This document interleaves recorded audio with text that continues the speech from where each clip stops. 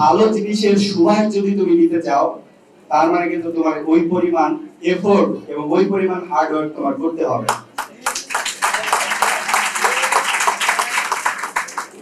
আমি যখন ইউনিভার্সিটিতে ফার্স্ট সেমিস্টারে, তখন আমি ল্যাবে গেছিলাম। ল্যাবে যাওয়ার পর একটা কথা দেখতাম প্রতিদিন দাঁড়ানো, without engineering science is a philosophy. Philosophy কি? জাস্ট একটা চিন্তা ধারণা, বাট এই চিন্তা ধারণাকে বাস্তবে রূপান্তর করবে কারা? এই যে তোমার আমার মতো ইঞ্জিনিয়াররা, রাইট? আমরা পারবো তো ইনশাআল্লাহ। তো আমাদের পলিটেকনিকগুলা যারা এসএসসি তে সায়েন্স না, কমার্স, আর্টস বা মাদ্রাসা ব্যাকগ্রাউন্ড, তাদেরকেও ইঞ্জিনিয়ার হওয়ার সুযোগ করে দিচ্ছে। এটা আমাদের জন্য একটা প্লাস পয়েন্ট।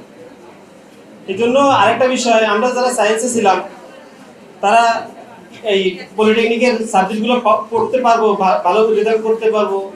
আর যারা বাইরে আছি, মানে আর্টস, কমার্স বা মাদ্রাসা ব্যাকগ্রাউন্ড বা ভোকেশনাল, এরা পারবো না, এরকম কোনো কথা নাই। নাইনে যখন সায়েন্সে গেছে, তার আগে কি তারা সায়েন্সের সাবজেক্টগুলো পড়ে আসছে?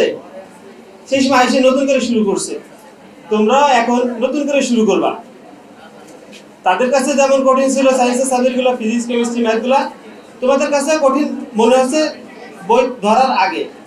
যখন বই থেকে নিয়মিত পড়াশোনা করবা, তখন আশা করি সবাই মানে একেবারে কোয়ালিটি সম্পন্ন ইঞ্জিনিয়ার হয়ে যাবে। আরেকটা বিষয় হচ্ছে, আমরা যখনই পড়তে আসি, ইঞ্জিনিয়ারিং পড়তে আসি, প্রথম কয়েক মাস তো আমরা খুব আনন্দে থাকি, মনে হয় এখন তো কলেজে চলে আসছি, স্কুল লাইফ শেষ। এরকম করতে করতে কি হয়, আমাদের একটা সেমিস্টার শেষ হয়ে যায়, কিছু বোঝার আগে সেমিস্টার ফাইনাল পরীক্ষা দিয়ে আমরা অনেকগুলো রিজেক্ট খেয়ে যাই। তো এরকম বিষয় যাতে না হয়, তোমরা অবশ্যই পড়াশোনার প্রতি একটু সিনসিয়ার থাকবা, আনন্দ উল্লাস অবশ্যই করবা, কিন্তু পড়াশোনার পাশাপাশি করবা। আমি অ্যাজ এ টিচার স্টুডেন্টের প্রথম সেমিস্টার বা প্রথম বর্ষে যে স্টুডেন্ট নিয়মিত পড়াশোনা করে প্রথম সেমিস্টার পরীক্ষায় সব সাবজেক্টে পাস করবে, সে সামনের যে 7টা সেমিস্টার আছে, একটা সেমিস্টারেও সে আটকাবে না। তাই তোমরা আসছো, নতুন কলেজে ভর্তি হয়েছো, এখন যদি তোমরা এই সময়টাকে নষ্ট করে আড্ডা দাও, বাইরে ঘোরাফেরা করো, ক্লাস যদি না করো, তাহলে তোমাদের রেজাল্ট খারাপ হবে এবং তোমাদের এই ভবিষ্যৎ ডিপ্লোমা ইঞ্জিনিয়ারিং অনিশ্চিত হয়ে পড়বে। সেই হিসেবে আমি মনে করি এনআইটি এবং ওয়েস্টার্ন যারা স্টুডেন্ট হিসেবে আমাদের এখানে ভর্তি হয়েছে, তারা বেস্ট ডিসিশনটাই নিয়েছে। আর রেজাল্টের দিক দিয়েও আমরা দেখেছি আমাদের সর্বোচ্চ মনে করা যে ঢাকা পলিটেকনিকে পড়ে, তার সেখান থেকে সার্টিফিকেট হয়। আমরা যারা প্রাইভেটে পড়ি, কারিগরি বুথ থেকে সবার সার্টিফিকেট একই সাথে রেজাল্ট হয়।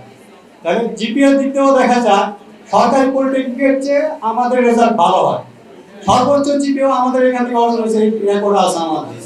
তো তোমরা এখন থেকে শুরু থেকে যদি ওইখান থেকে চেষ্টা চালাও, আর আমাদের টিচাররা, শিক্ষক শিক্ষিকারা অত্যন্ত হেল্পফুল, যে কোনো সময় যে কোনো বিষয় নিয়ে আসবা, তারা খুবই হেল্পফুল, তোমাকে হেল্প করবে। বর্তমান সময়ে যারা কারিগরি শিক্ষায় শিক্ষিত, তারা বেকারত্বের হার সর্বনিম্ন।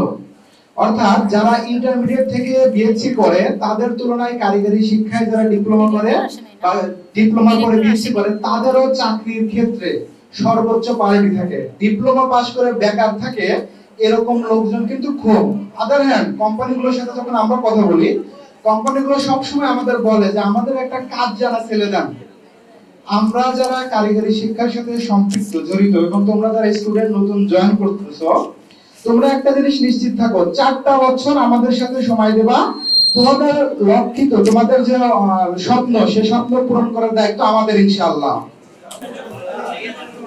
তুমি এখনো জীবনে প্রতিষ্ঠিত হও নাই, তুমি নিজে ভিতর যদি কিছু একটা করে ফেলো, তোমার জীবন কি সামনে দিকে তুমি আগাইতে পারবা?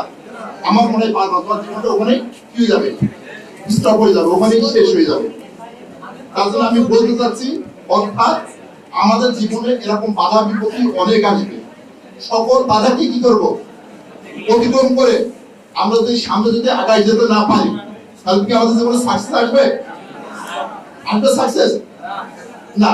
এই যে এতক্ষণ যেসব গল্প বললাম, এসব যদি জীবনের সামান্য জিনিস ঘটতে পারে, এটা সকল জীবনে এরকম কিছু ঘটতে পারে, এটা অস্বাভাবিক কিছু না। আর এটাকে কি করতে হবে? স্বাভাবিক করতে হবে। এটা কি করতে হবে? স্বাভাবিক, অস্বাভাবিক করা যাবে না।